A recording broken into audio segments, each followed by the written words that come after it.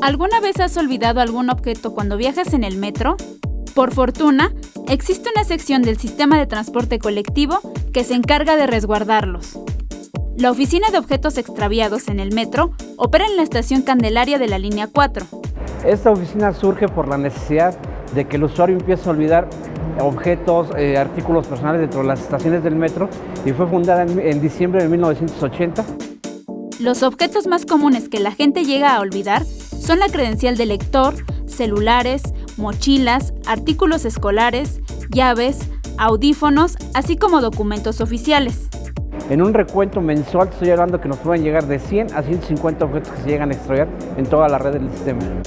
Y aunque usted no lo crea, a esta oficina han llegado objetos tan variados como inauditos, como son una televisión, un horno de microondas y artículos electrónicos como laptops, teléfonos de casa, alarmas vecinales y un motor de lavadora.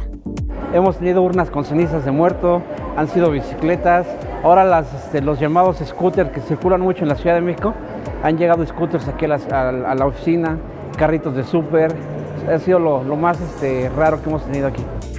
De enero a este mes, se han recuperado alrededor de 900 objetos perdidos, y al año se llegan a juntar entre 1,800 y 2,000 artículos extraviados en todas las líneas del metro.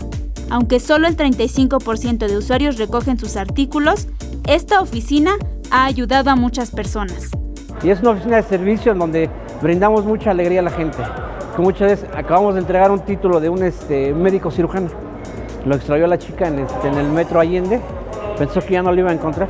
Entonces nos damos a la tarea de buscarte en todos los medios, Facebook, Twitter, LinkedIn, hasta en la sección blanca, con tal de dar con el usuario.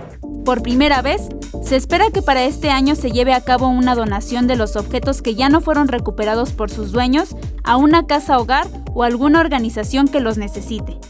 Con imágenes de Liber Rodríguez, Gloria López, 21 Noticias.